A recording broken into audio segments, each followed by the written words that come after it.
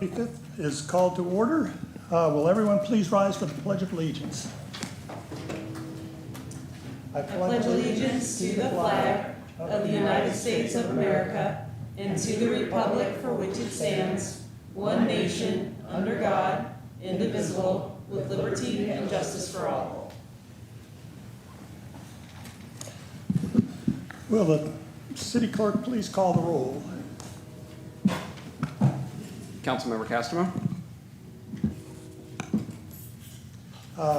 Excused. Councilmember Smolko.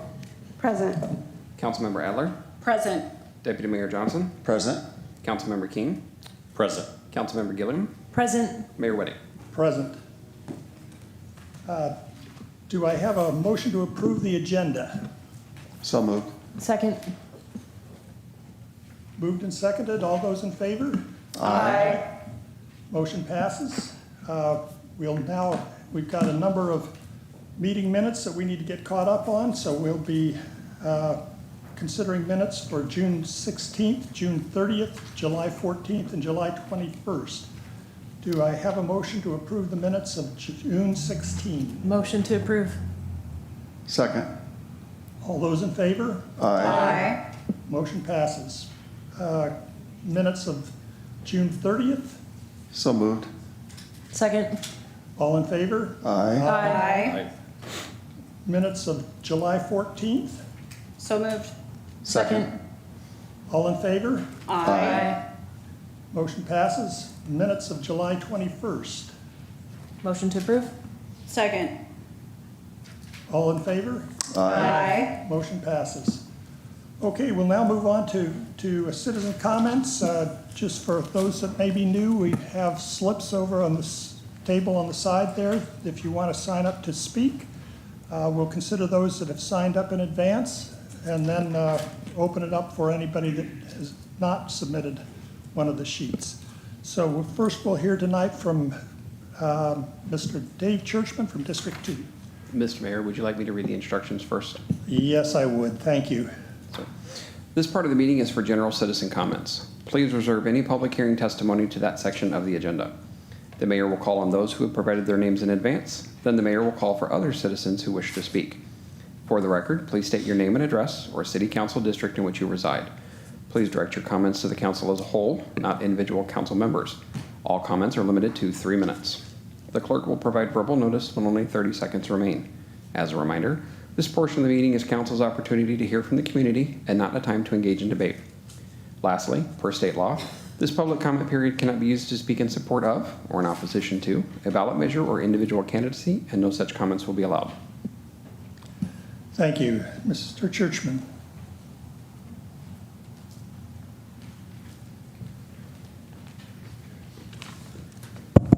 Good evening. I'm going to talk about the flag. A few months ago, we had a whole cadre of VFW guys sitting here, led by Josh Wilden and our council rep, county council rep, and they stood up here and expressed that that flag needed to be built and bought based on patriotism. But they sure gave me, and I'm sure many other people, the impression that the VFW was going to pony up quite a bit of money to help pay for that thing. Well, not so. Public records, this is the entire list. Excuse me. 9 names are on the list. None of them are VFW. Only one council member, and that was the mayor himself, and I don't think he was in favor of the flag to start with. Only 3 of the 9 actually live in the city. That tells me that there's not a lot of support in this city for that flag. And not a lot of support from the VFW either.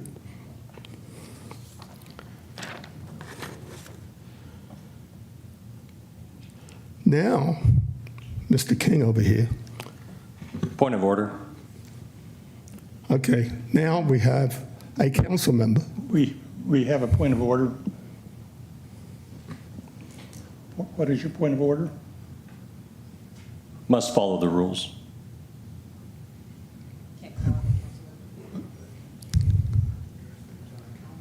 please don't address individual council Okay. members. It was surprising when someone erects their own flag in their own front yard. Someone who wanted the flag to be paid for by the city, the big one.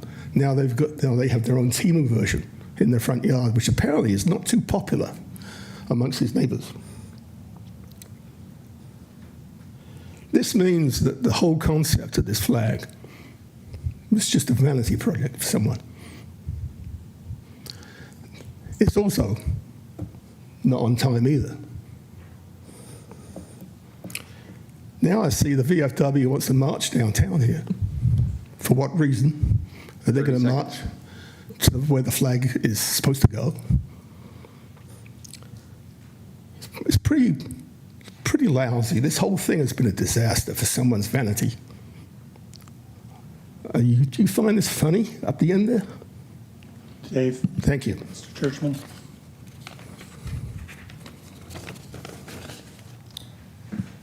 We'll next hear from Val Dent.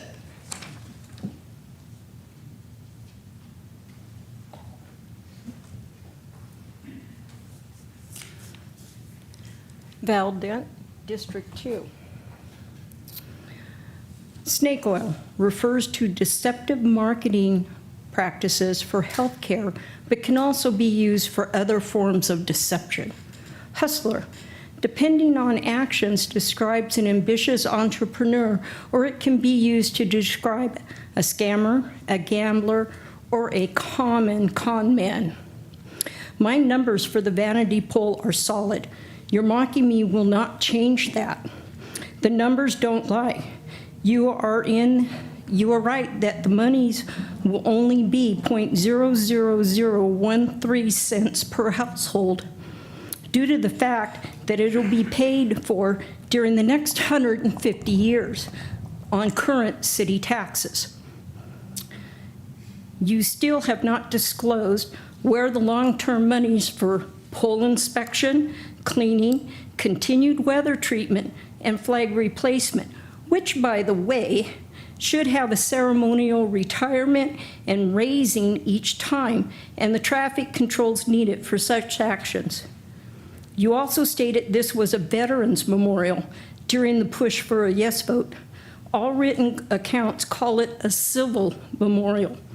As a military and veteran supporter, I personally find it distasteful on behalf of the military veteran groups in the city of Puyallup and their supporters on how this was verbally presented as a veterans memorial when it was never that, and calling us unpatriotic for calling a no vote. Surrendering city streets to a school district who is in blatant violation of their own traffic safety rules because you don't want to enforce their rules or spend the monies to enforce their regulations is outrageous. This impacts 22 elementaries, 7 junior highs, and 3 high schools, as well as local communities that they are in. If you do it here, you will do it somewhere else. How you vote on this will decide my next actions to be taken. The quiet train zone. I agree that better crossing protection is needed for the streets involved and the millions of people from around the 30 world seconds. attending the Washington Event Center, but you just can't fix stupid. There are at least 15 establishments selling alcohol within 450 feet of the 7 crossings. There are approximately 25 cannabis stores with a Puyallup address. There is a small switching yard on Pioneer Way with 2 live rails and at least 3 active sidings and 1 private railroad. The Federal Railroad Administration and BNSF will have Mr. that Mayor, final the say. speaker has reached 3 I minutes. will fight any further spending on the quiet zone. Thank you. Thank you. Next, we'll hear from John Hopkins, former mayor.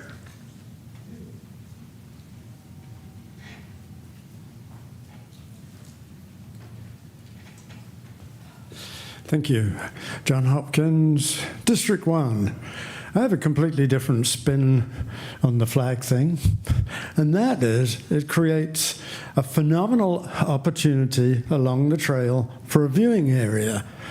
we should make the most of this opportunity. Have a couple of benches there, some planters, a nice sign saying what it's about, 250 years and all that kind of thing.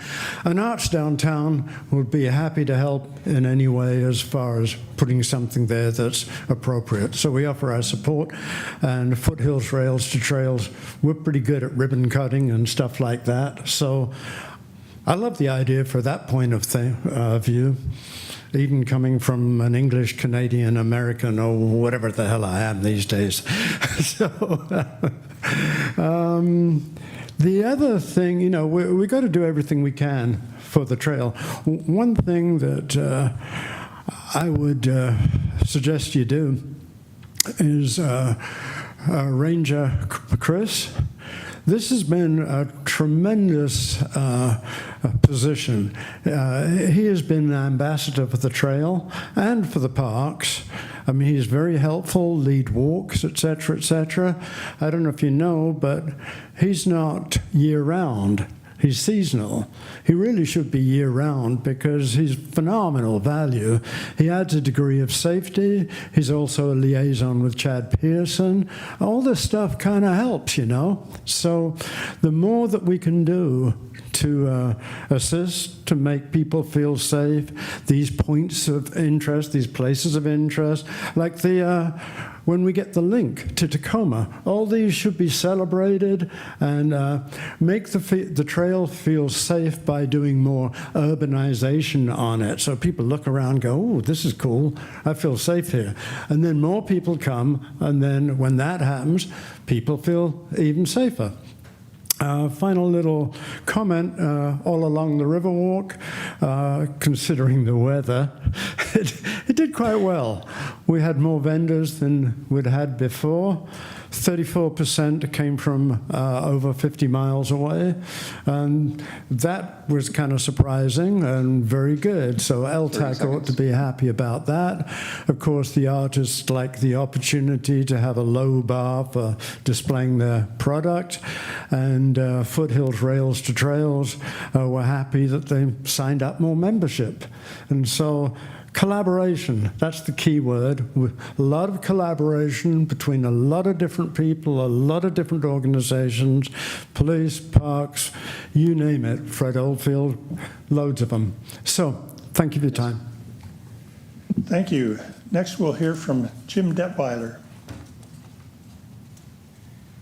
Jim Detweiler, District 1. Just a quick overdue thank you to the Parks Department for removing the soggy cedar chip from the Clarks Creek Dog Park so that it can drain to the underlying sand below again. It's so much better. People are coming back. No complaints. But a reminder, a new load of sand will replenish what had been removed to get all the chip out and keep the surface a good distance above the waterlogged ground below, if that's possible. This is a little off agenda, but this year's Puyallup 101 is 3 weeks away. Starts on September 17th. If you haven't been, oh man, I'd suggest going and bringing your spouse, your neighbors. It's a 10-week course designed to educate residents about the city operations, decision-making, and it's a way to get involved in our citizen advisory boards if you have a special interest in our parks or new building designs, for example. You know, everyone who attends or participates in these city council meetings, or the millions watching at home, does so because we really care about our city. We often have very different visions of what that is, but we're all united in wanting what we believe is best for this town. And taking Puyallup 101 will absolutely make you better informed, a better observer, and participant in these decisions in these council meetings. And frankly, it better empowers you to hold our elected officials accountable, since it arms you with more of the inside knowledge that they have so that you can offer more constructive ways they can make Puyallup what you want it to be. Each Thursday night class tours one of the city's departments, like the sewage treatment plant, police department. Each Puyallup 101 class is supposed to be 90 minutes, but our class with Chief Engel was so fascinating and transparent, it went on to well into overtime. And if we didn't have to go home and feed the kids and let the dog out, you know, I think we would have been there for 2 more hours. There's a lot of top talent working every day for Puyallup, and you don't see it when you, I mean, no offense, but you don't see that kind of talent when you just come to these meetings or watch them. So I'd highly encourage you to put Puyallup 101 in your browser. There's only one out there. First click you come to, fill out the registration form, and commit to attending this really empowering look behind the scenes of how wonderfully our city is run and how relatively small it is. We've got 200 people and another 100 in the police department, but it's pretty small. You'll need some transportation to a couple of the locations, and there's a little walking, but you know, you don't have to trot. You can do it real slow if your heart won't palpitate. My apologies to Saxon Rawlings, but just don't be late. Do Puyallup 101. Trust me, you will be so glad you did it, and I'll look forward to seeing you there. Thank you. Thank you, Jim. That I had it in my mayor's comments this evening to talk about Puyallup 101. I don't think I could have done it as well as you did. Well, we've only got 3 weeks. There you go. And registration is limited, so if you want to do it, you better get signed up soon. Okay, next we'll hear from Jim Roeder. Jill, sorry. I'm not. Hi, Jill Roeder, District 1. I did want to comment on the good routes that I support us city funding that. I also do not understand a quiet zone. Why would we want a quiet zone near a train track? I live within, I don't know, a block, 2 blocks of the train, and you get used to it. It doesn't bother me. That doesn't make sense to me to not have a train sounding when it goes by. I also did want to comment on the data centers and flock cameras. I think that they have both snuck up on us, and I just want to say that I don't think we should be approving or accepting without question data centers as an option for use on property that is being considered for various uses just because there have been or currently is data centers there. I agree with Councilmember Smolko that the AI and hyperscale data centers of today are very different than from 30 years ago. I also want to comment on flock cameras that the map footage that I have seen shows, I mean, it's just crazy how many there are out there now that they weren't there 2 years ago. And I feel like there's a connection between data centers and those. I don't know, I could be wrong. I have questions. Who decides where these cameras go? Who decides if they're on private or public property? Who pays for the cameras? Do property owners get paid for having them? And if Palantir is the creator and backer of all of this collected data, what are they doing with it?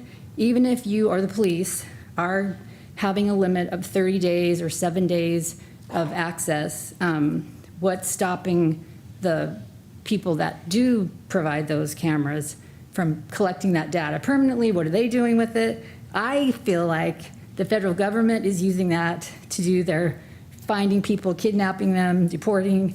I don't know, the timing just seems suspect. And do we know if we are contributing and helping with Gestapo taxes? We do not want to be part of that. Anyway, I know we don't know what the whole story behind it, so I just think we should consider that. Thank you. Thank you. We'll now hear from Matthew Karras.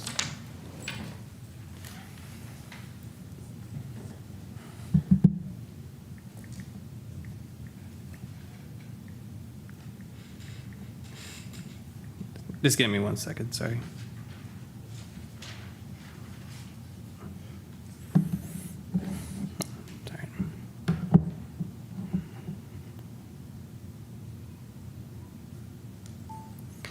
All right, so this comment is in coordination with over 70 members I've talked to throughout this month and over 200 members I've talked to throughout the year, but mainly this summer, both in person and online. Tonight, I would like to bring a few things to your attention, all of which are in regards to how we communicate with each other. First, on August 20th, many community members reached out to me that someone was ran over on the intersection of West Pioneer and 2nd Street Southwest, Puyallup, Washington at 8:22 p.m. This was during your concert at the park. I received this information after a community member sent me a pulse point notification, After consideration with other community members, they have requested that the city publicly publish a response inquiry with current state, county, and city codes in regards to pedestrian city versus traffic Meridian Avenue North and South Route 161. Moreover, we asked for a public disclosure of what happened on the city website and what could be different for future events. I understand that this was an outdoor event. However, many believe that any city-sponsored event should have personnel that could help with opening and closing, as well as additional concerts at the park's security for the event who could help facilitate safety precautions. Second, I would like to thank the city for having a public and parks recreation meeting and civic engagement classes. However, I feel that the timing and preparation for said events did not give enough time for many community members to either attend or respond. My suggestion is to have smaller, more frequent meetings so folks who can't attend one meeting or a series of meetings could possibly attend another meeting or a series of meetings at a different date. Also, to post these meetings and events earlier and on other social media platforms besides Facebook, Instagram, TikTok, any one of those could work. I bring this up because many folks have expressed frustration over the funding of the flagpole and the new skate park. However, many cannot make the meetings due to work or family obligations. From my understanding, many local skateboarders have expressed confusion over the creation of an entirely new skate park. They expressed that they wanted some minor revisions to the current skate park, such as having a roof barrier, a pump track, and half pipe. Also, many community members are unsure about how the skate park will be funded, in other words, which tier. Lastly, community members are frustrated about the use of flock cameras and ALPRS cameras in our city. There have been many nationwide cases of misconduct. Through my understanding, both flock and ALPRs record license plates and use an AI mappable database to track where drivers are going. Currently, there are over 50 officers nationwide have accused of misconduct. All right. Thank you.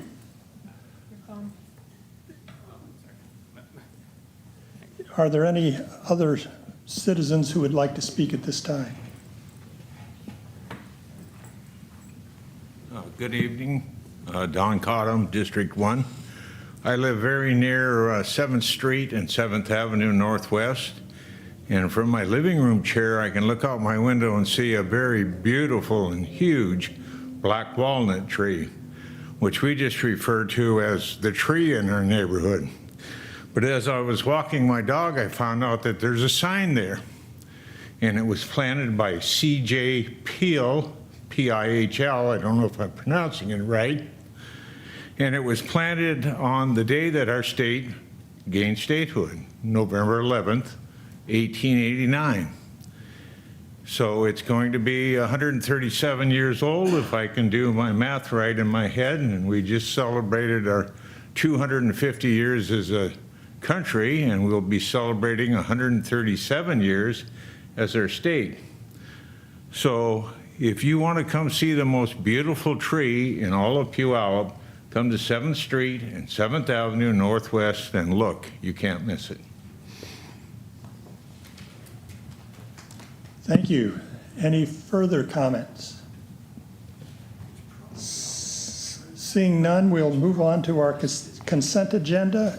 The consent agenda are items that are considered to be non-controversial and would likely pass with a unanimous vote. Is there anything on this consent agenda that one of my colleagues would like to remove for separate discussion?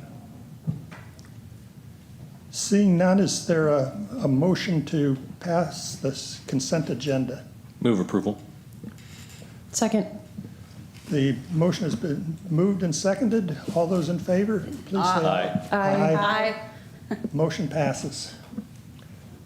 Okay, now we'll move on to our ordinance item 4A on our agenda. This will be a first reading of an amendment to PMC Chapter 21.06 regarding critical areas, and we'll have Planning Manager Chris Beal give a presentation.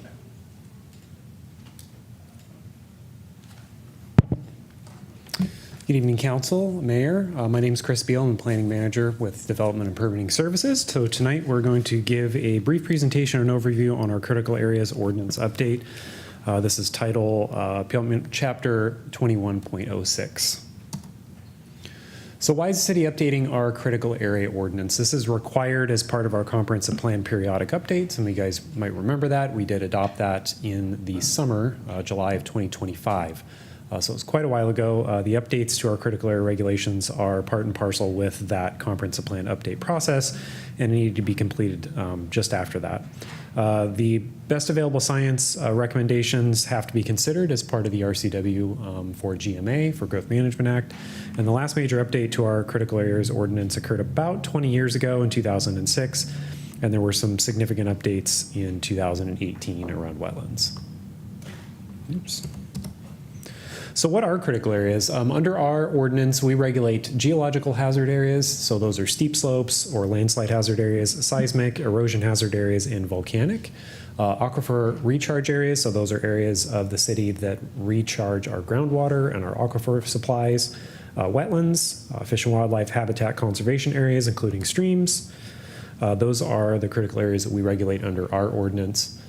The scope of the proposed update includes definitions and terminology. So actually most of the ordinance, there's about 54 pages of code text. Around 27 pages of that are 165 different definitions. About a third of those are getting updated. We're adding 17 new definitions, mainly for consistency with best management practices and updates to other scientific documents. There are sections around applicability, exemptions, and exceptions. We're making some minor updates to those, as well as around our critical area report requirements and permit procedures, our general mitigation standards, so things that are required when somebody submits a mitigation plan for impacts. There are also wetland regulations, article number 9. Some of those are cross-references to our definition section regarding delineations. Minor updates regarding avoiding impacts, so what they call sequencing or avoiding impacts by basically either not impacting a wetland or avoiding it during development. There are also minor updates regarding disconnection of buffers when there are streets or roads or buildings between a buffer and an upland area. So there's clarification on some practices that we've already been doing where the buffers basically end where roads bisect buffer areas. We also have a kind of more of a significant update around our stormwater integration. The stormwater manual regulations, as some council members probably know, have progressed over time to protect wetlands. So there are duplicative regulations between the critical area ordinance and our stormwater rules. These changes would basically integrate the stormwater rules into our wetland chapter to make them current. We also have a few other updates in that wetland section around formatting, reformatting our mitigation replacement ratios. There's no new ratios in there, but it is a reformatting for ease of implementation. And then we also have some reformatting around our in lieu fee option for wetland impacts. Under our critical aquifer recharge areas, there are updates to underground storage tanks and above ground storage tanks consistent with state law. And then our prohibited uses list, so things that are prohibited in areas that could cause impacts to groundwater. And then finally, we have some updates to our geological hazard areas, not too much there, some issues around our exemptions, as well as adopting the current volcanic hazard area maps that you guys saw during the middle housing update. What's not included in this draft? So the August 25th draft does not include the proposed Article 10 amendments around riparian management zones or stream buffers. Council previously reviewed those amendments on May 5th, and staff is exploring some partnerships with other professionals to further look and study that science and review those recommendations. So that is my presentation tonight. This is a link to the project website. My email is up here as well in case anybody has questions. You can access the project website with that QR code, but I'm available for any questions from council. Thank you. Any questions? I'm not seeing anybody jumping on this one. Councilmember Smallco. Thank you, Mayor Whitting. Just one question, if I can just have one, that would be awesome. Can staff identify for council whether any provision we are adopting tonight results in less environmental protection than our existing code? And if so, specifically where, and why staff believes that change is supported by best available science? It's a broad question, council member. I can't really think anything off the top of my head that would lessen the regulations. No, not that I can think of. I mean, mainly the regulation updates are for consistency. I mean, like I said, about 50% of the update is actually just updating most of our definitions sections. Sure. It doesn't roll any of the regulations back. The only thing maybe arguably you could say is the functional disconnected buffers, but that's been a general practice that we've been undertaking for quite some time. Department of Ecology makes that recommendation in their documents that we cross-reference, basically where a road or a building is located in a buffer, the buffer doesn't extend beyond a road into an upland area on the other side of a critical area. So it's a little bit of common sense there, but also clarification of code. And it's also just clarification of a practice. In the 18 years that I've been here, we've kind of always been doing that. It's just, it needs to be in the code. So I can't think of anything else really to answer your question of like rolling or lessening environmental rules. That's really not the purpose of the update, and I can't think of anything off the top of my head that would affirmatively answer that question. Okay, can I ask a follow-up question? Absolutely. It's not really even a follow, it's a separate question, I guess. Can you confirm that our action tonight does not adopt or endorse the previously proposed changes to the riparian management zones or stream buffers? And that council will have a separate opportunity to consider these after the additional best available science work is completed? That's correct. They've all been taken out of the ordinance in order for us to study it further, and we will come back to you once we've done that work. Okay, Yep. thank you, that's it. Okay, don't see any other any other council members. Deputy Mayor Johnson. Thank you, Mr. Mayor. I'd like to make a motion to support first reading of item 4A as presented tonight. Second. The motion has been moved and seconded. Is there any discussion? Seeing none, I'll call for a vote. All those in favor, please say aye. Aye. Any opposed? Motion passes. Moving forward, we'll now address resolution of item 5A on our agenda, a resolution confirming appointments to various citizen volunteer boards and commissions. And City Clerk Dan Vessels will introduce the resolution. Yes, thank you, Mr. Mayor. Tonight before you, council, we have a resolution for appointments to two separate boards and commissions. We have an appointment to the Senior Advisory Board for Jody Erickson, and then a proposed appointment to the Arts and Culture Commission of Alden Erickson and Mr. John Hopkins. Deputy Mayor Johnson. Mr. Mayor, I'd like to offer a motion to accept the recommendations for these volunteer boards as indicated by our City Clerk, Dan. Second.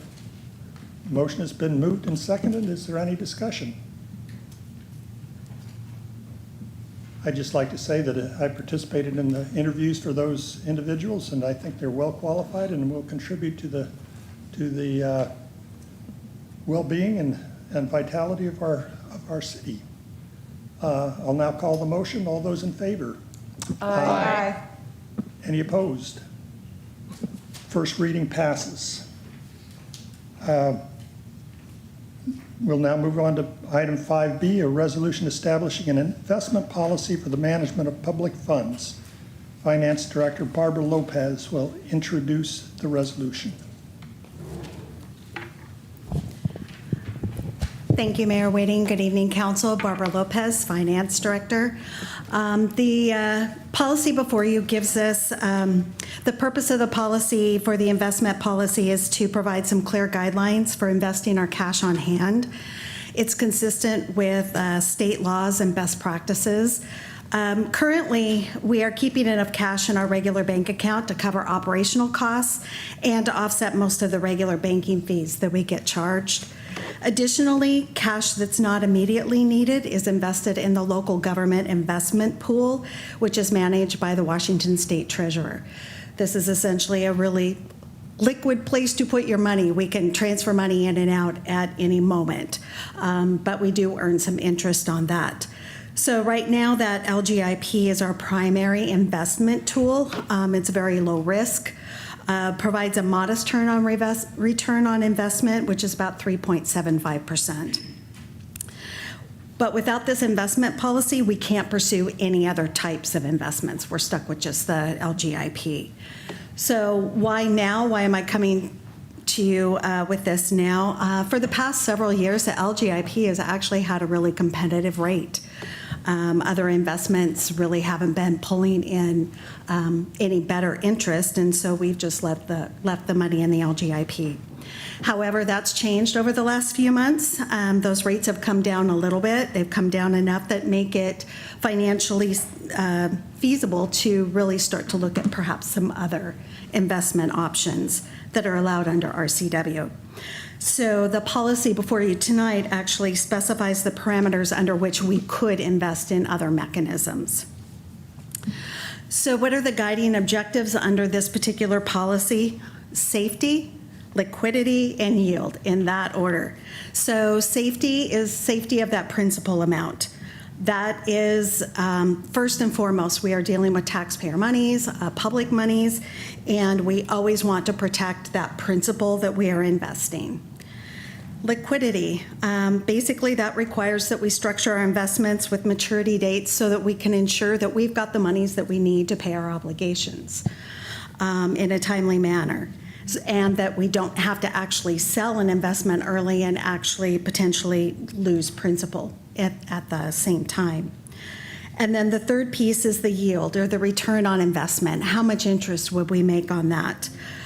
We look at obtaining the best rate as prudently possible, having first satisfied the safety and the liquidity portions of it.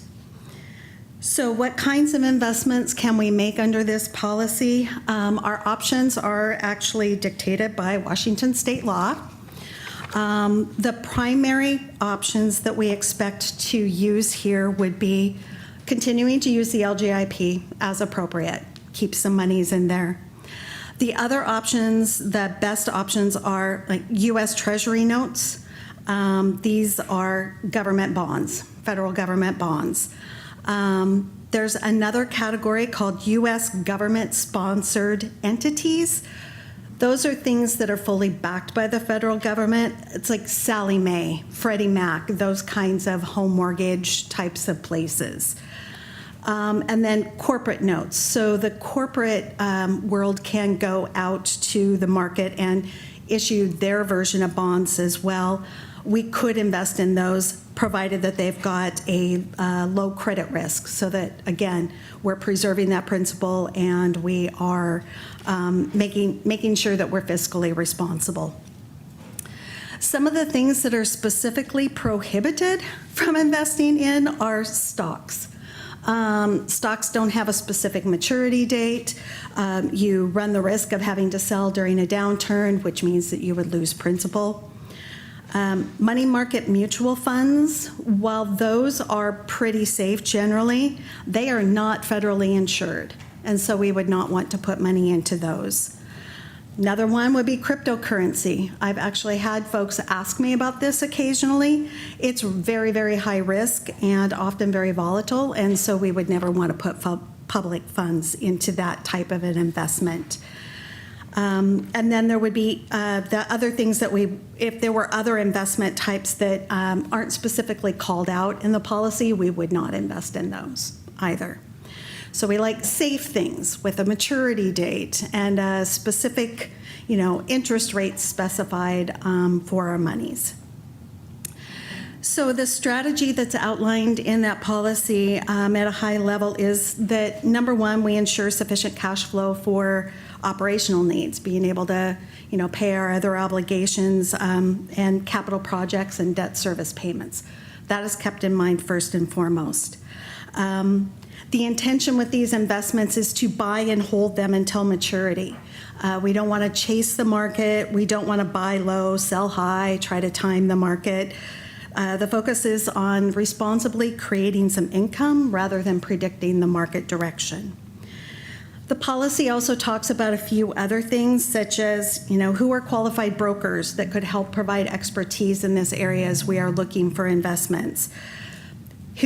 how are these investments kept in custody and safekeeping of them so that, while we are invested in them, that no one else could take away with those investments and run away with those.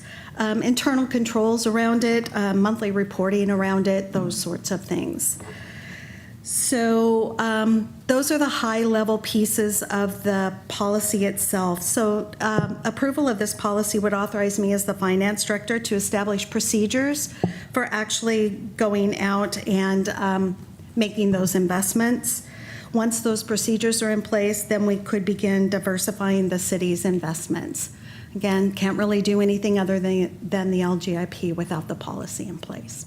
So I'm happy to answer any questions that you have. Deputy Mayor Johnson. Thank you, Mr. Mayor. One of the wonderful things about getting great staff on board and people who are professionals in their expertise areas is trusting their judgment and discernment. What I've heard tonight, it seems like a very responsible thing to do, so I'd like to make a motion that we trust our Finance Director, Barbara Lopez, to institute this resolution, and I'd like to make a motion towards that outcome. We have a motion. Do we have a second? Second. Motion has been moved and seconded. Is there any discussion? Councilmember Smolko. Thank you, Mayor Whitting. I also implicitly trust Barbara for sure, at least to this point. But I do have a question about transparency and communication. Will residents be able to readily see our investment reports? And can we make those reports available through the city's regular financial reporting if it isn't already, and it may be already done that way, rather than simply having them available upon request? Can we be proactive about that and just publish them?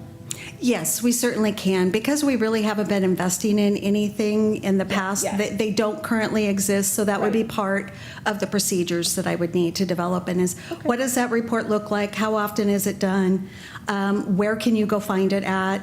Those sorts of items. Perfect. Thank you. Councilmember King. Thank you. Councilmember Smolko took my question, but I just wanted to say thank you for your presentation. And that was the exact question that I was actually looking for myself. So thank you for providing that. Okay, I have a question just about the liquidity aspect of this. Obviously, the city has dozens of funds probably.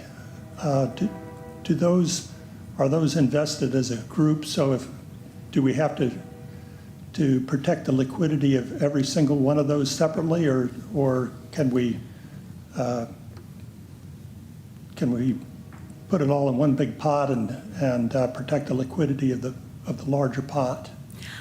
So we will need to specify which funds, like water fund, general fund, which fund is actually contributing to that investment so that they can get their portion of the interest. But we can pool those amounts together. So say it was like we wanted to go out and invest $5 million.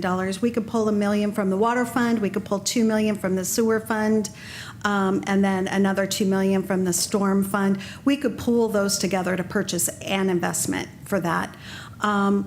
We would want to make sure that we're staggering how we're doing that so that we've always got monies coming available to be able to use.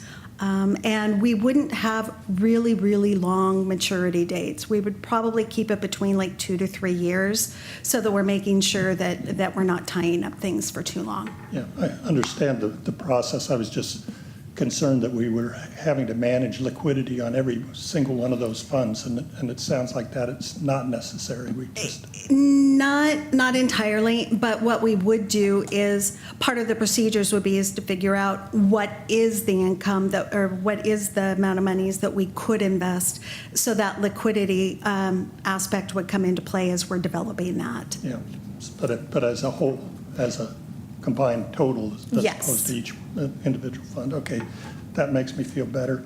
The other question I have is my attention lagged for just a second.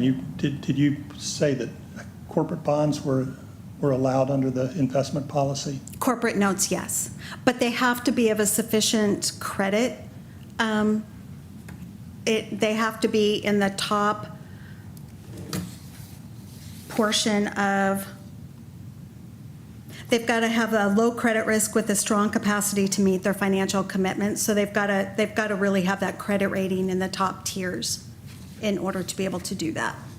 Okay, so, and that corporate bonds cause me a little bit of a concern, so I'll be interested to see your policy on that aspect particularly. One of the things that we would do is limit the amount that we would put into corporate notes like that. We will probably start with U.S. Treasuries and then the government-sponsored entities. That would be the vast majority of what we are going to go look at. That's why I like you so much. Again, safety of principle. Yes, indeed. Okay, any other questions? Okay, we've had a motion and a second. All those, I see no further need for discussion, so all those in favor, please say aye. Aye. Any opposed? Motion passes. Thank you. And I'd like to just correct myself from Resolution 5A. I think I mentioned that as being a first reading, and that is not a first reading. It's a resolution which doesn't require a second reading, so I correct myself on that one. So we now move on to item 6A. The city clerk is going to give us a presentation on the clerk's office strategic plan. Yes, good evening, Mayor Whitting and council members. Thank you for giving me the opportunity to present the strategic plan. First thing that I want to point out is that this would not be possible without Talika. Everyone knows the wonderful work that she does with the city, so I just want to point out she's been instrumental in helping us put this together. So briefly, we'll talk about our agenda tonight. We're going to go over just our strategic plan that we've worked on for the last 2 years. I'll briefly touch on our SWOT analysis, our balanced scorecard, and then some of the initiatives that I'm going to be putting forward for the next 2 years from my office. Here is a summary of our 24-25 strategic plan. We were able to achieve 92% of the initiatives that we put forward. The only one that we were not able to successfully complete is a portion of this plan. That's been a work in progress, so we're rolling that into the future. We've been able to digitize many of our business licenses, many of our applications, going from paper to an electronic form to save the city money. We've begun using AI along with our operations, again, not only for a pure financial cost that's tangible, but also significant staff savings and time. We've worked with IT to update our Laserfish records module so that we can make sure that our public records are performed in a manner that's consistent with state law. And then I have achieved my certified municipal clerk status, and then our public records specialist has also obtained her certification through WAPRO. A couple of key things that I want to point out. A few years ago, we took over a few different programs from other cities or other departments in the city. One of them that we did was business licenses. So from 24 to 25, we've seen a 68% increase in the number of city endorsement business licenses that we've come in, and 90% of those have been approved within 14 days. Just to point out, that process does involve 6 separate departments through the city to ensure that the businesses are meeting their needs, they're zoned properly, they're legal, so that is a good collaboration effort with everyone. Special events permits, we've improved that by 50%. In 2024, it took 78 days from the time that an applicant put forward their application to the time that their permit was approved. We got that down to 39 days. 100% of those were approved within our target range, which was 45. That target date was set by code. They're supposed to submit their application 90 days before their event. My goal is to get them that approval at 45 days, so they have basically a month and a half to finish their planning. And then special business licenses. In 2025, we approved 134 of those, and it is an average turnaround time of 2.3 days. Again, just for reference on that, many of those applications do go through background checks with our police department, and we have other departments as well that are involved. So that is, again, a good collaboration by everyone in the city to streamline that process. And also in the last couple of years, we've worked with Councilmember Adler for our college appreciation events. We've bifurcated out that event, so now we have a Pierce College Appreciation Week in the spring, and we have a Washington State University Puyallup Research and Extension Center campus week coming up in September, and you'll be hearing more about that in the next few weeks. Our SWOT. I'm not going to go over each and every one of these individually. I'm just going to point out one from each and how we're able to use each one of them to tie in together. Some of our strengths, we embrace technology. I look at anything that we can use that's vetted through our IT department that can save us time and make the city more efficient. That helps us out because one of our major weaknesses is that we do have a small team. There are 4 of us total in the city clerk's department, so when someone is out, we have to make sure that we're able to fill that gap. That's where that technology helps us out. Of course, having that smaller staff provides an opportunity for us to collaborate with other departments. And one of the things we're going to be looking at, excuse me, going forward is potentially getting interns or volunteers to help us out with some programs because we are short-staffed. One of the biggest threats that we have is the failure to digitize and preserve files. You'll see a photo coming up here in a few minutes of our file room. It's important for us to make sure that we know what we have for paperwork and we can find it. And again, when you look at our strengths, weaknesses, opportunities, and threats, we try to tie each one of those in so that we're addressing each step along the way. One of our key areas of focus is customer service and the community experience. We've got some good key performance indicators here. Our customer satisfaction rating for public records disclosure service, percentage of special event permits issued within our target time frame, and then the percentage of special business licenses issued within the target time frame. Again, just going back to the first slide, we achieved all but one from our last strategic plan. That is our customer satisfaction rating for public records disclosure service.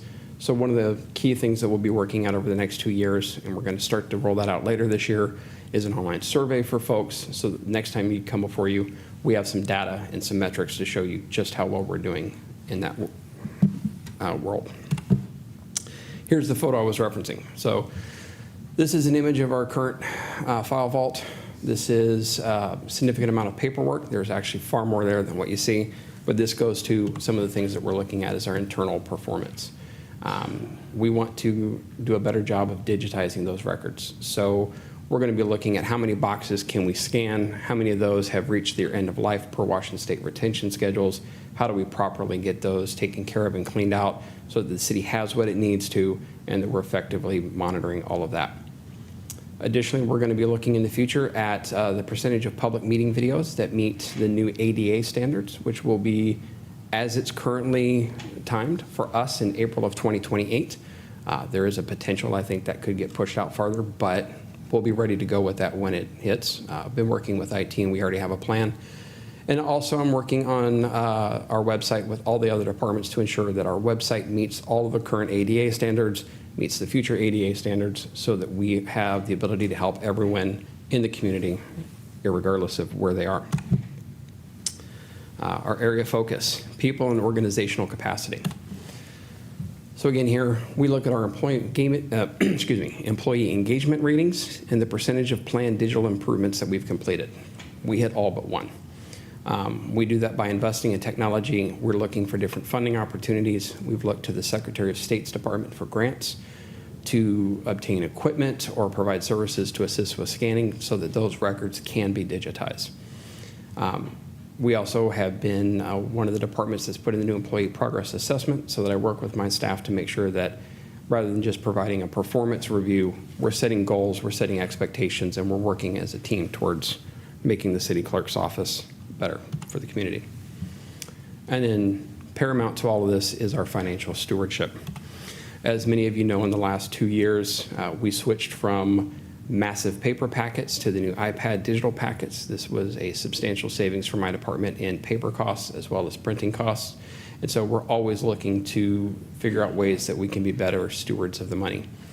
One of that is our record storage practices. How can we make sure that what we have in our digital files is necessary to be here? That goes back to one of our key indicators with working with Laserfish on our records management. We now have an automated system set up so that every month when a digital record has met the end of its retention period, we get a report, we confirm that that is no longer necessary, and then we're able to destroy that to free up more space so that we can take those records that need to be there and put them in that place. And Council, that is my presentation. Happy to answer any questions. Councilmember Adler. Thank you. Thank you for the presentation. Good work. I think one of your slides with your SWOT analysis called out how your team is mighty but nimble, and I think that's an accurate description. Thank you. 2 questions. The first one is, I'm wondering if we can go back to the initiatives slide and the ADA call out. Dan, could you just quickly highlight what that means? I know what it means. I don't think it's not often common knowledge.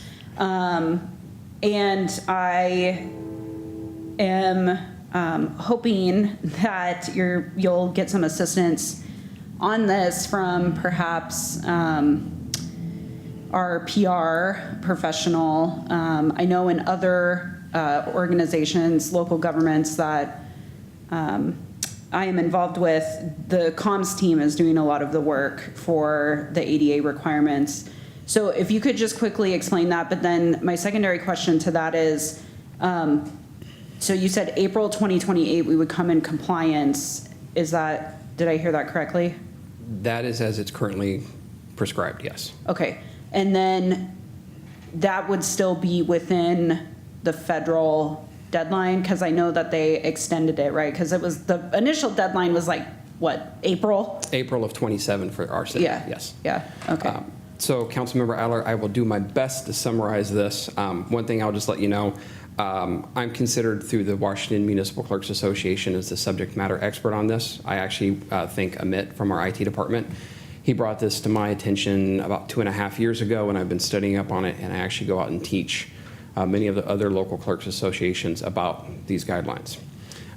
So the ADA guidelines that we're talking about are the website content accessibility guidelines, specifically 2.1 AA. This is a rule that was put forth by the Department of Justice a few years ago that outlines how every governmental website is required to work, from screen reader technology to color contrast to specific fonts for individuals with disabilities.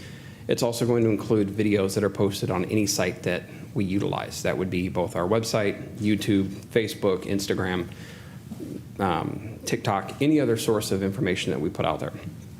So we're currently working right now. I'm working with each department, and we have a vendor that's assisted us where we're going through a website refresh and we're removing old content, and I'm working to bring all the PDF documents online up to requirements. That is so that if someone pulls that up and they are they have a vision impairment, they have a screen reader, the screen reader can accurately read whatever is on that PDF document. So we have some software now that is helping us remediate that. It can do 500 pages of a PDF at a time. We have about 4,300 PDFs left on our website that I need to remediate. So it's a slow progress, but we'll be able to get there, I hope, by the April deadline. We do have a tool on our website called Audio Eye. If anyone were to pull up our website in the lower left-hand corner, whether it's on a phone, iPad, or computer, you'll see a little, I like to call them a little stick figure, white stick figure with a blue background. If you click on that, it brings up our ADA toolkit. So that is something that someone can utilize, and it assists with a variety of different technologies to make the screen easier.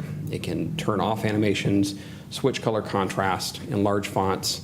One thing that I actually learned from this is there's a specific font for individuals that have dyslexia. So it can turn that font on automatically for just that individual, and it's something that's across all of our websites. The one that we're focusing on right now are the videos. So by April of 2028, each video that we post that is not a live video. So this stream on our website would be fine as we have it. We do have closed captioning available for folks on YouTube as well as our city website and PCTV. Once we post that archived video on our website, we have to have 4 separate components along with the video. We have to have the video with closed captioning. We have to have a complete transcript of that video. And the first one is actually together. It's the video and closed captioning. So I guess technically the third is what's called an audio descriptor file. And so that is a requirement for individuals that are blind and can't see what's happening. There has to be someone there that fills in those gaps. We have, in the class that I teach, there's the state of California has a great video from their water resource department that describes that. Just as a brief synopsis, a few minutes ago I walked around the corner and I came to the podium. The audio descriptor would have to indicate that I was stepping forward to the podium and I'm giving a presentation. So anytime there's a gap in the conversation, the audio descriptor file has to fill in that gap for those individuals with that disability. Unfortunately, all of these rules and guidelines are mandates by the Department of Justice that have no funding that go along with them. So I've been working diligently with our IT department, and we've been letting our city manager know about this as we go forward. We are using all the tools that we can, and we have a plan in place. For cities that have a population of over 50,000, their deadline is April of 2027, as of right now. Our deadline is in April of 2028. So come May next year, assuming the deadlines stay where they are, we'll be able to make sure that the softwares that we're looking at work, that the programs are valid, and so when our deadline comes around, we are already ahead of the curve, and we've met all of those required guidelines.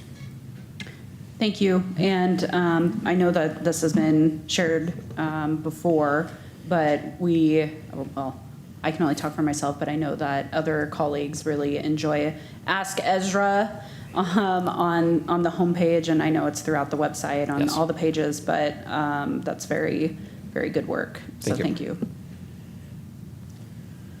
Deputy Mayor Johnson. Thank you, Mr. Mayor. Appreciate that. Dan, what stood out to me was that picture of all those boxes with files of paper. Is that an active picture, or is that one from years ago? Is that currently what we're looking at in terms of storage? That's half of the vault So that we there's have more of downstairs. That photo was taken about 2 weeks ago. Okay, good. With that in mind, moving forward, from, let's say, this point forward, there should be less boxes of paper accumulating versus this that goes back probably a few years, right?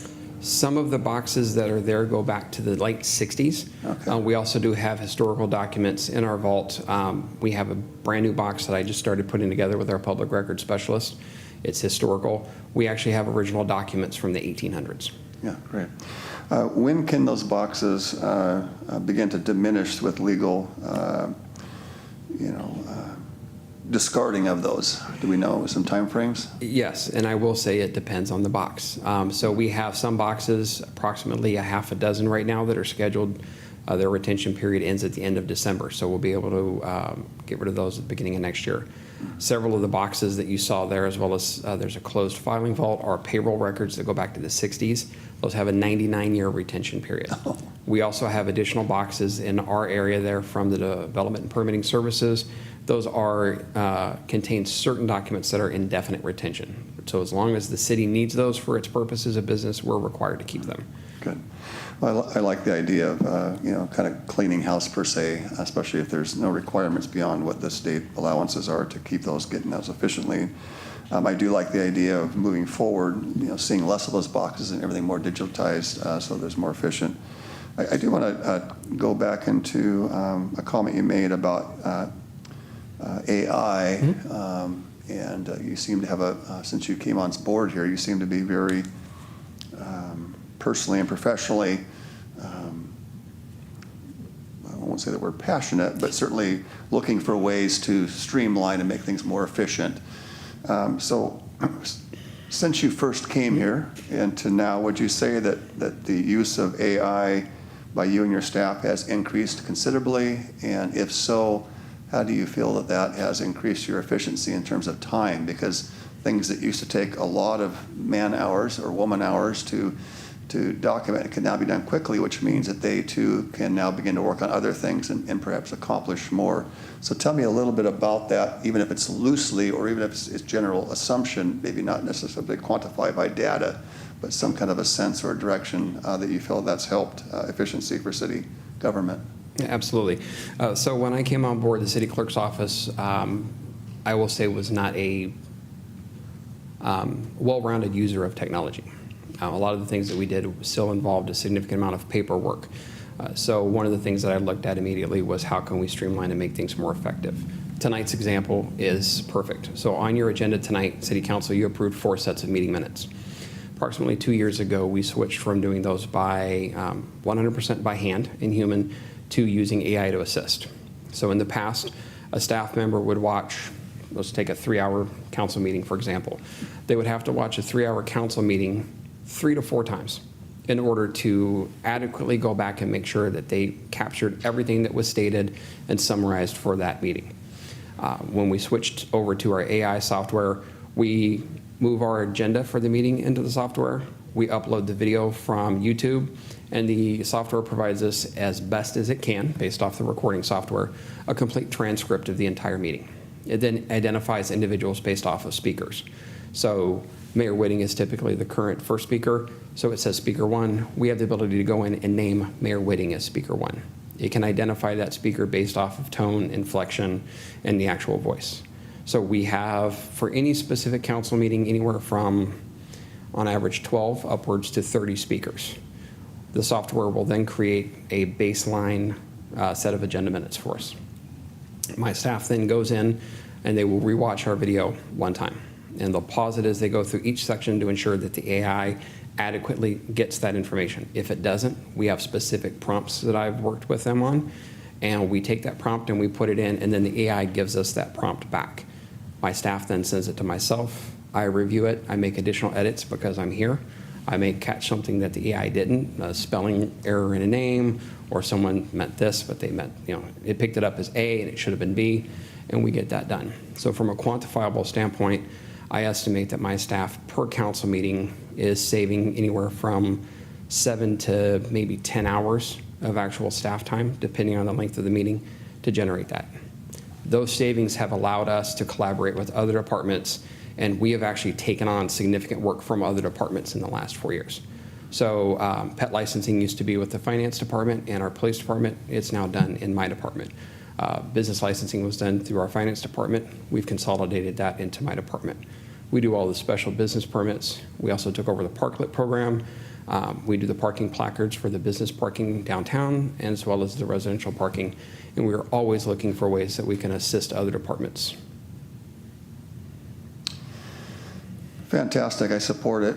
I do support it. There are some folks that are against the AI, which of course are tied to data centers in terms of its ability to function.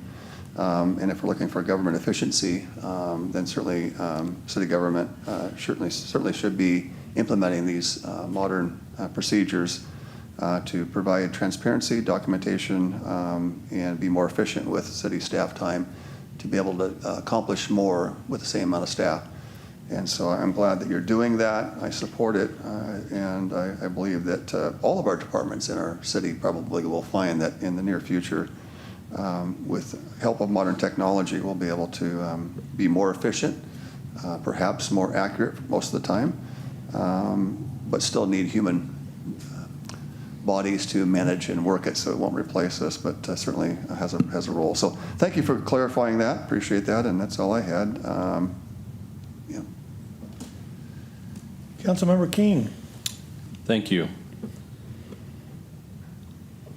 City Clerk, you, I think, just earned a lot of, your office has earned a lot of respect from the fact that you just said they watch our council meetings 4 times through in the past. That's, I wasn't aware of that myself, and so the fact that you were able to streamline that, I think, brings a lot of joy to your department for sure. So hopefully that's working out well for you.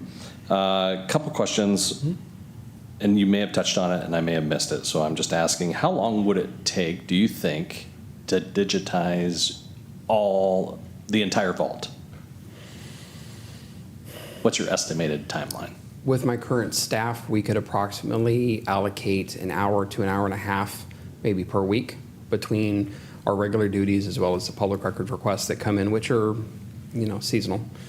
Sometimes we can go 2 or 3 days without them. Today we've received 4 very voluminous ones. If we had consistent volunteers, interns, part-time staff, I've talked with our public records specialist, and we estimate we may be able to actually digitize the city in 4 to 5 years. Specifically our vault, 3 to 4 months. And most of that is just reviewing the files to determine what actually needs to be scanned and what doesn't. Wow. With everything that you mentioned here tonight, what improvements do you think residents will be able to see first through your efforts? I think the biggest one for the residents are the people that use our office. Public record requests, we are getting those out faster. It wasn't available in the stats because I didn't want to overload you with too much data, but the number of public record responses or requests that we've received in the last 4 years has gone up approximately 80%. And we've been turning those out at 30 to 40% faster. So we're getting more volume and we're getting them out faster. Beyond that, it is the individuals that use us for our special business licenses. Next week, the fair starts. If someone wants to get a temporary fair license, it used to be you'd have to come down to the office, fill out a piece of paper or mail in a piece of paper. My staff would get it, fill it out, type up a special business license by hand, and hand it to you. Now someone can sit at their house, they can pull up the application on their phone, fill it out, sign it, and if it's during operating hours, 8 to 5, they'll typically get that back in 5 minutes. And all they have to do is print it at home. That's great. Last question, will the city clerk's office gather any input from the public, and the progress that you do make going forward, how will you be communicating that back to the public and the council itself?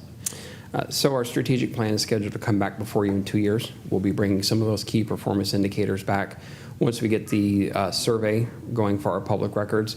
Once we close a public record request within 3 to 4 days, our plan is to have an automated email sent out to that requester with a set of questions so they can fill that out, and then we will compile that and be able to provide statistical data of whether we're doing good, work do we need to improve, what specifically are the things that we have to get better on, and how have we taken steps to do that. As it relates to public records, we're going to be tracking boxes. It's the easiest way to try to explain to folks this is what we've done. Right. For example, last year we destroyed over 200 boxes. To put that in perspective, if you lined them up end to end at 75 yards. At our last check, we had about 320 boxes, or approximately 125 yards of linear records waiting to be digitized. Wow. Well, I thank you for your talk and speech here tonight and presentation. It's all great, and we appreciate the update. Thank you. Thank you.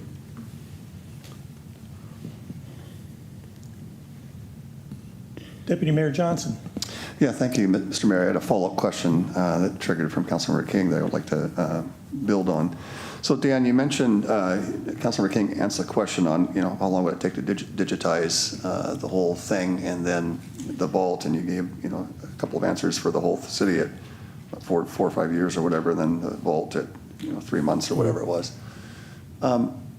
Would there be any advantage of efficiency if there was a concerted effort, let's say by council, to provide funding or find monies for you to get this thing all digitized, put it behind you, and then focus your energy on things that would just bring you up to speed much quicker to get some of, let's call it the burden or the weight that's kind of, catch up?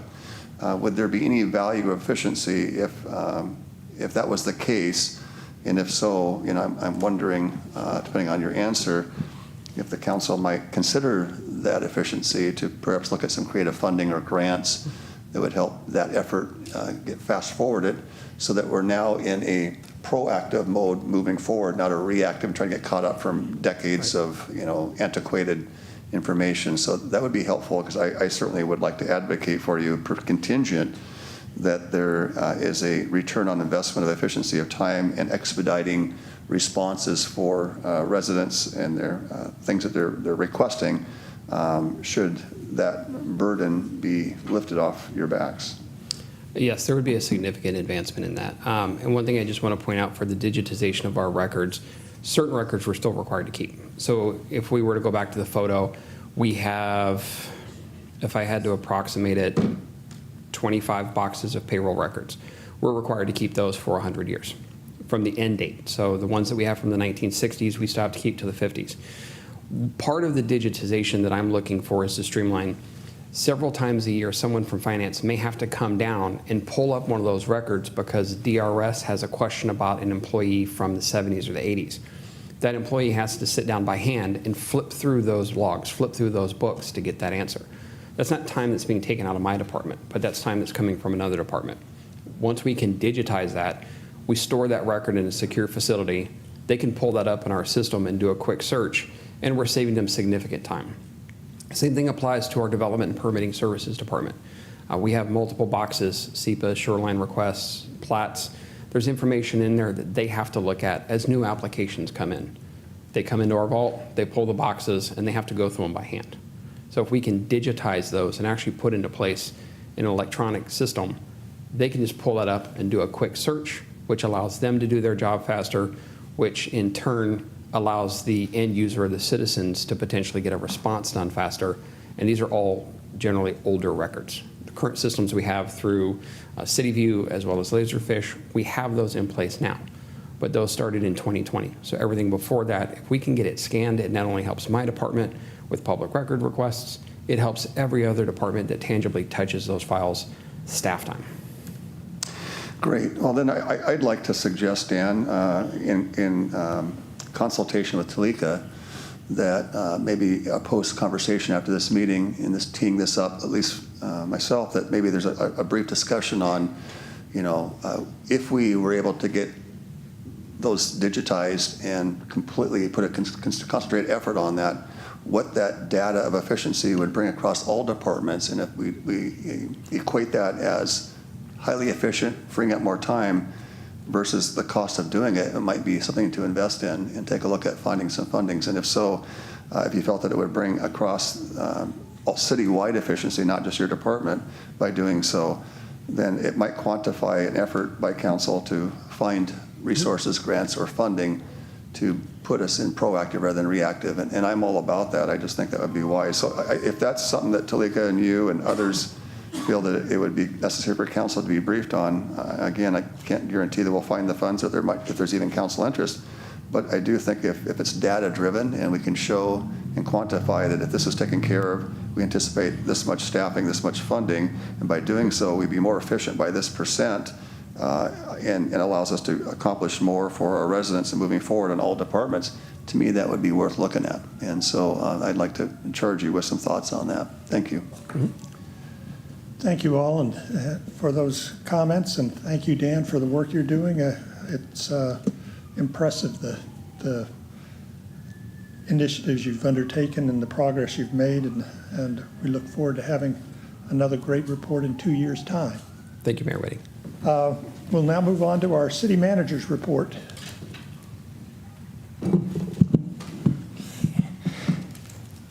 Good evening, council. Just an update on the flagpole project. Wanted to update you. It is on our website, but in case council or residents have seen it, we did do an update last week, and the Department of Transportation is close to finalizing the foundation. So there has to be a large foundation that will be installed for the flagpole. That is, the design of that is pretty much done, and they are awaiting final approval of that. Once that is done, then they will be able to put in the distinct lighting that needs to occur because of the memorial flag. And then they will begin scheduling an installation time for the pole. Wish I could tell you exactly when that will occur, but at this point, DOT has not given us a firm deadline, but they are working on it as diligently as they can, along with the greater Gateway project. Currently, we have received $57,030 in donations on the project. In terms of next week's council meeting, 4 main items will be on the agenda. Second reading of the critical areas ordinance that Mr. Beald presented. Our emergency management manager, Kirsten Hoffman, will be here to do a presentation on the city's 5-year hazard mitigation plan. We will have council will engage in a discussion on the city key policy. And so Mayor Whitting has a potential concept on that we will be presenting to all of you for discussion on when city keys could be issued. And then Hans Hunger, our city engineer and a consultant, will be doing a presentation on the Road Safety Action Plan. This is a grant that we received from the federal government, $400,000 grant, and the project is kicking off. And so I would like to come and do an initial presentation to council. That is next week's agenda. Thank you, Mr. Mayor. Thank you. We'll now move on to council member reports. Councilmember Gilliam. Thank you, Mr. Mayor. I'm laughing because we've been away for a month, and I have a record of things I've done as a council member meetings, and I'm like, wow, it's a long list. I need to do a shout out for Dana, our city staff, who helps facilitate with those of us on the LOFF board, LEOFF board. We got to meet and make sure our retired police officers are taken care of and got what they need. I had the honor of stepping in for the mayor at the Senior Activity Center for dessert with the mayor, and I loved every minute of it. There was a huge shout out for Doug and Shelby because they do a fantastic job with activities and meeting the needs of our senior citizens that attend the Senior Activity Center, outings, events, activities. And it was just so fun to play a little game with them to, hey, what do you want? What are we doing well for you? What could we do better? What is the senior activity doing well for you? What could it do to be better? And everybody felt heard and seen, and it was just a really great time being together. I also, the Puyallup Main Street Association had their very first annual volunteer appreciation meeting. So PMSA is doing a phenomenal job in our community, drawing attention to local business and utilizing volunteers for different events. So I'm super proud of the work that they're doing and the collaborative work with the fair, with the chamber. PMSA has really stepped up their game. So if you have an opportunity, make sure and do a shout out for CEO Julie Dorr and the whole team down there. And Lexi, who does a lot of behind the scenes work. Got to participate in the Puyallup Police Department Community Connect at Maplewood Elementary. I think that was the same day of the PMSA volunteer. There's a lot of multiple events in one day. The ad hoc committee met and we were able to appoint some people to some committees and they're phenomenal. Concerts in the park, of course, is something that draws people to Puyallup. But this year, to my understanding, and I could be wrong and I'll leave it to Deputy Mayor Johnston to correct me, but this year we had our very first Wednesday concert in the park. And unfortunately, due to fires across our state, we had to bring it indoors. And people still showed up. I was so impressed. I had opportunity to speak with the local service clubs. They meet monthly at the VFW. So I got to hear all of their great work and what they're doing for our community and connect with them. The farmers market continues to thrive and we have a huge following of residents, but also people come to Puyallup just for our farmers market. I've been meeting a lot of families from other local cities that just want to come and play on our playground and enjoy our produce. So again, a huge shout out for PMSA and the farmers market. The Parks and Recs Department held and I'm probably going to butcher this, a pros meeting. And that's where residents got to show up and be part of the policy shaping of our city for Parks and Recs. New Beginnings, I don't know if you're aware of that organization, that nonprofit. They had a luau fundraiser. They support pregnant women and the transition of bringing that life into this world and helping the moms get their feet under them and be able to stand and care for their family. And then the most recent event that I can think of that happened was Nashville Nights. If you were not here, and everybody from Puyallup was here. I can't really say that, I don't know. But holy smokes, it was crowded. Well done, PMSA. Again, you guys are knocking it out of the park. They had line dancing out in the parking lot, in the dentist parking. Is it a dentist parking lot? I want to say Charlie's, but it's the backside of Charlie's off of Meridian. And then they strategically placed bands or artists in different locations at different times to help move people from business to business. And it was a huge improvement from last year. But if I were to do any special recognition, I just want to do a shout out for our Parks and Recs department because we've had a lot of activity in Puyallup over the summer and our city is beautiful. Our streets are clean, our parks are clean, right? Like you can walk around and feel good about your space. So huge shout out to Parks and Recs. I also want to say a huge shout out to our Puyallup Police Department. When we walk around Puyallup, it feels safe, right? Like you can relax. You're not worried about anything happening. So I'm just really, really proud of our police department. And then I want to make sure I'm huge, just so you guys know, in case, that's the last thing I was looking at before the mayor called on me. I'm so sorry. Tomorrow is One Puyallup. So One Puyallup is where the Puyallup Police Department comes and has a huge gathering, and we just connect with our police. And I remember one year Didn't they do a flash mob and you guys made me dress up as a villain? Now I got to share the story. That's horrible. There was a flash mob dance, and it was a scene that was being recorded from different parts of our city, and the culmination was at the first one, Puyallup, and the dancer person wasn't able to make it, and I just happened to have short hair, and so from a distance I could be this. So I got to lead the park in a dance, and it was really cool, and I was in a orange jumpsuit.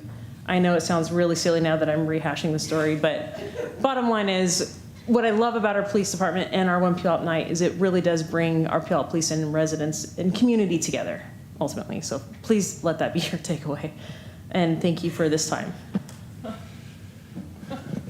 Thank you for that. Councilmember King. Thank you, Mr. Mayor. Last week, the city celebrated our 136th year as an incorporated city on August 19th. And so for those of you that weren't aware of that, 136 years in the bank, and I think we're doing quite well. The Washington State Fair is just right around the corner, and they'll be celebrating 101 years. So make sure you go and visit the Washington State Fair this year. It's gonna be a hoot. And let's see, what else do I have? Seeing the city clerk's presentation tonight, business applications are up 68% in the city. Is that correct? Those numbers were through last year. Last year, that's what I meant. Correct. For Yes. stats this year, we have already surpassed last year's numbers by, I think, 150 or 200. That's amazing. That's amazing.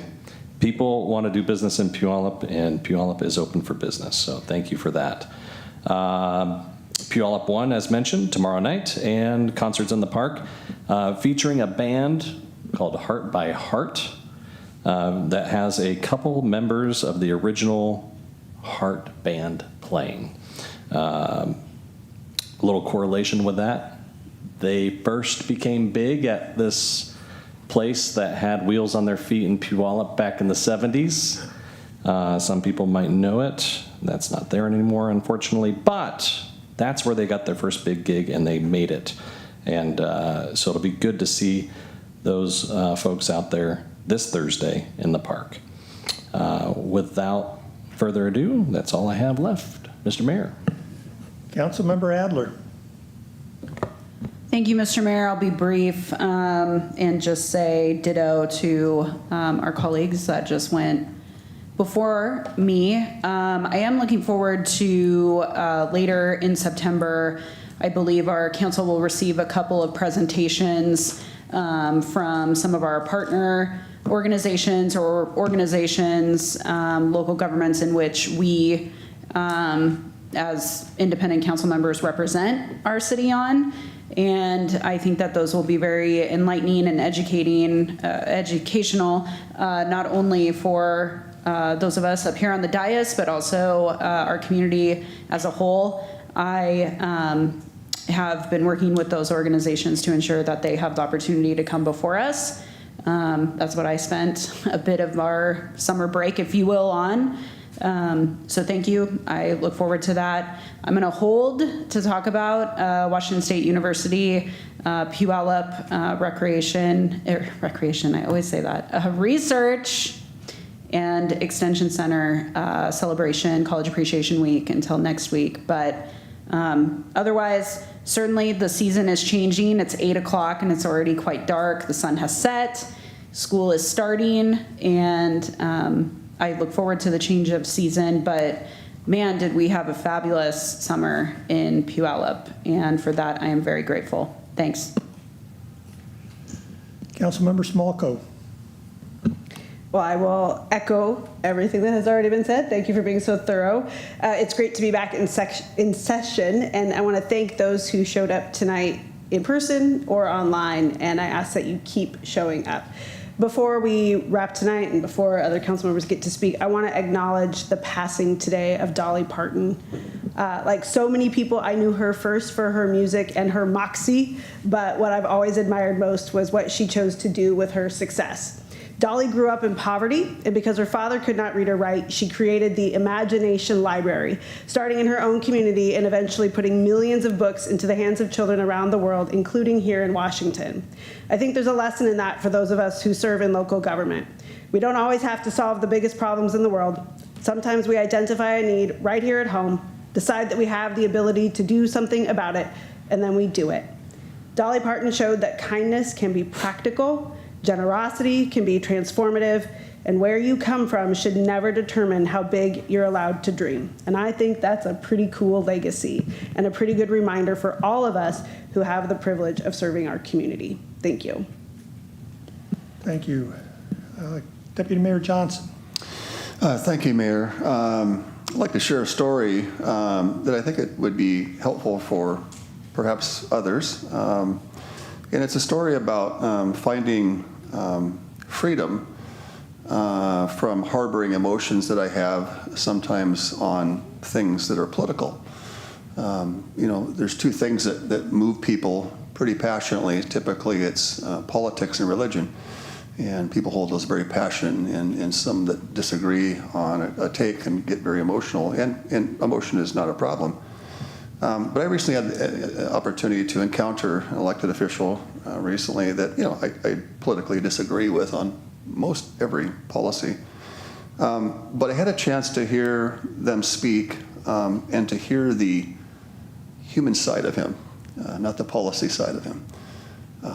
There's plenty of information on the policy side that I could get all worked up about and disagree with, but I chose to set those aside and look at the human side of him, and I realized seems like a very good man. And so my paradigm shift that in a sense was birthed out of this by slowing down and just listening and try to hear the human aspect was I now see him through a different lens, even though I still disagree with him on the issues. But when I see an article about him, I don't get riled up. I don't vent or rant and get caught up into the emotion, which certainly people have the right to do. Instead, I typically will do something new, and it's called extend grace, recognizing that none of us see it all. I don't. He probably doesn't, if he's honest, and none of us do. So we're at different stages of understanding and coming to light on certain issues.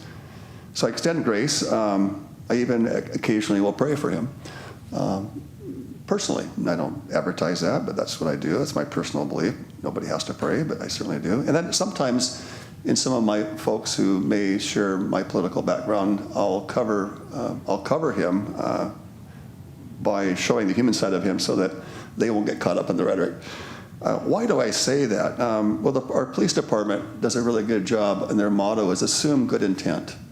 And I think sometimes when we view people or those that we disagree with, we assume the worst intent and that they're terrible, they're evil, they have wicked plans, who knows what. I mean, I don't know. I just have chosen to try to look. I can still hold my views. Those don't have to change, but I can recognize, I can respect and not see them. And I think what that does, and I share this because it might provide liberty to others if some come to this understanding, is that it was liberating for me. I didn't harbor these tensions, so it actually ended up freeing me to be able to extend a different perspective on different views. And maybe perhaps I might learn a few things too, as I am vulnerable enough to actually listen. So I want to thank the council. Sometimes we hear some things, and it's tough sometimes. You get folks that want to share their right to speak, and I certainly embrace that and want that. But it's more liberating if we can move forward and recognize there's a process. And I'm going to speak frankly, the police building is done. There's some that didn't agree with that, and that's fine, it's done. So that subject matter is over. Now we can continue to raise that, and people have a right to do that, but it's done. All the energies towards that is, I think, perhaps less than ideal energy. Respectfully, the flagpole's done. We keep wanting to see people that want to bring that up. Certainly people are welcome to do that. Everybody has a right to do that, but I just think it's time to move on and not harbor in things that have already been decided. Now you can channel that energy and utilize that for, to bring about changes, but it's done. And And so it leads me into something that the mayor had brought to my attention a few days ago, and he's going to be hosting, and he can maybe segue into this and expound upon it. He reached out to me. He's putting together a gathering called Braver Angels. It's going to meet, I think, next month in the month of September. And I understand this organization is geared to bring civil discourse on various community members, family members who may see things differently, and to provide a context of how we can see the humanity in people without getting confused with just the disagreements that we have. And let me close with this, and then I want to go into a fun topic, but actually I think this is a liberating topic, so I actually think there's some merit here, at least from what I've learned and experienced, is when we start to see people from a human standpoint, and we can still hold our convictions to be true, we don't have to compromise that, but it frees us from being embittered in the passions that we have in disagreement with people. And quite frankly, as I've gotten older, I want to enjoy life. I don't want to be wrapped up in drinking vinegar, even though I can hold my convictions to be close to the heart. So that's what I want to say about that. That's my personal experience. It's been a paradigm shift for me. I think, and I say this with an element of absolute conviction, that in my opinion, the Puyallup City Council over the past at least 8 years has been a model of what good debate and communication can be, and still work together as a team. I think that state and federal government could learn from that. And so anyway, I'm proud of our council and our staff, and I appreciate everyone on this council and what you do and your perspective, but I just think that we understand that, and it's good for our city. So moving on to a little bit lighter topic, but still fun. You're right, it is the last concert in the park this Thursday. I expect it to be fairly busy. People have been looking forward to it, and I don't know about you, but I kind of like some of that old heart music. Barracuda is one of my favorites. And so anyway, I'd invite you to come out. And I've heard, again, just as a report, I get people that come up to me afterwards all the time. They're coming in from all over the area to come and be part of Puyallup. Why? Is it because we have better bands? Not necessarily, because all these same bands are playing in other cities. But they come here because the culture of what we set here is this area of freedom to set aside our differences for an hour and a half and just enjoy life. And so it's been a real wonderful event. And so I would encourage you to come and participate, because it's a kick. So thank you very much, Mayor. Thank you, Deputy Mayor. For all you do. He hosts the concerts in the park. He does a lot better job of that than I would ever dream of. I was very happy when he agreed to continue his legacy in that department. And I appreciate his comments about interacting with people. And he talked a little bit about Braver Angels. I had that on my list of things to talk about tonight. We have an event scheduled for October 8th at 6:30 at the Public Safety Building here in Puyallup. The Braver Angels is an organization that doesn't try to change anybody's values.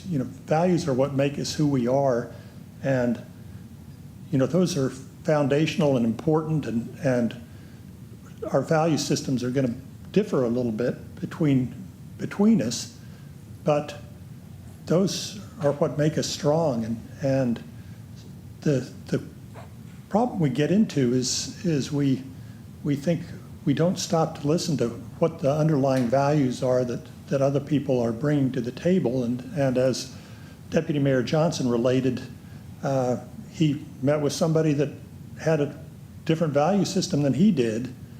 But if you can listen and understand the motivations and the values underneath, a lot of the time those values aren't that much different.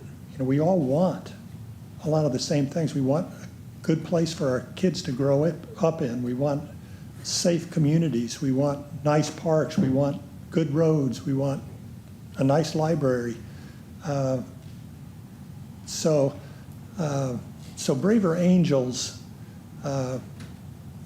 teaches people how they can talk to each other and without raising the temperature. and break down stereotypes. A lot of the time we stereotype the people that we disagree with, and likely none of us are alike. So stereotyping people you disagree with is they may agree with you on 40% of your stuff, but each one of the opposition may agree with a different 40%. We've had that experience on city council where we have different alignments based on the topic we're talking about. So Brave Angels brings people together. It teaches, it helps you understand the polarization in yourself, so that you can get past that to listen to other people. And again, it doesn't try to change your values, but it tries to open you up to hearing the values and motivations of other people. So that, again, that event is October 8th. If you're interested in attending, you can text me or email me at my work phone. Some of the sign-up sheets are not as easy to go to. You can go to the Braver Angels website, and with that you can reach out to me, and I'll make sure that you get the link to the place that'll make it easiest. So another project I'm working on is Golden Bridges, and this is in conjunction with the Puyallup School District. And some of our younger students, many of them English as a second language students, struggle, and they don't have a firm foundation, and they may have some learning disabilities, they may have all kinds of things that handicap them from the get-go, and it holds them back throughout their educational career. And Golden Bridges is aimed at bringing in volunteers to work with our young people. We're doing a pilot program at Karchner Elementary School, and we'd like to get as many volunteers as we can to come in and help give those kids a solid foundation to move forward through the rest of their education, so that they can be fully contributing members of our community and have all the advantages that we would like them to have. So that's another one, and again, you can reach out to me at my city address, city email or phone number to if you want to get involved in that program. And as a grandparent, my grandkids are all a plane flight away, so I don't get to see them as often as I'd like, and I love small children, and this program gives me the opportunity to adopt some little kids and contribute to their growth and their development, and I really treasure that in doing that. And I think there's a lot of people in Puyallup that feel that way and would like to have those kind of connections with young people. So if you know somebody you think might be interested in that program, Golden Bridges, email me. The other two things I had on my agenda, Puyallup 101, it's a great program. It's unbelievable.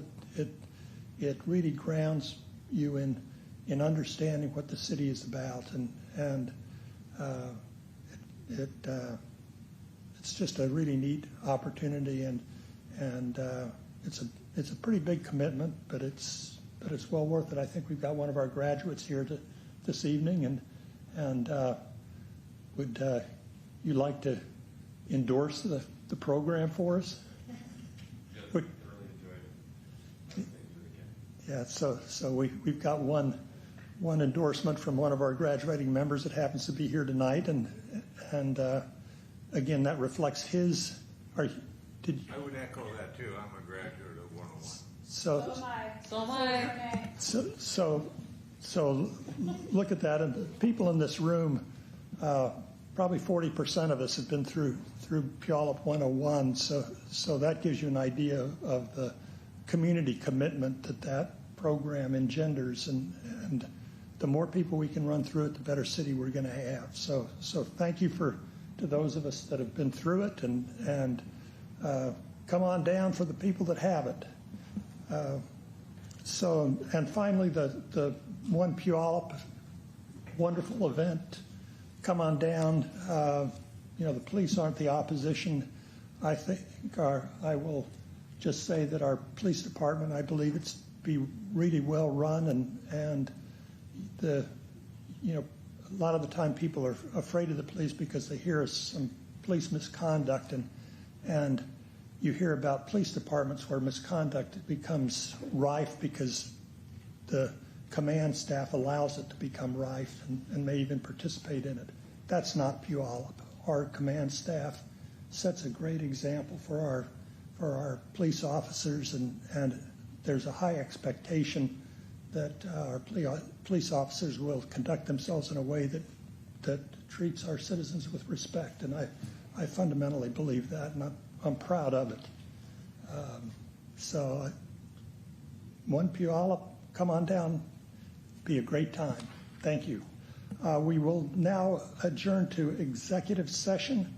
The council will recess into executive session to engage in the process of planning or adopting a strategy or position to be taken during the course of any collective bargaining. The executive session is expected to last 30 minutes, and no further action is expected following the executive session. So don't wait around for us. We won't be back. Thank you, and good evening. Have a wonderful day.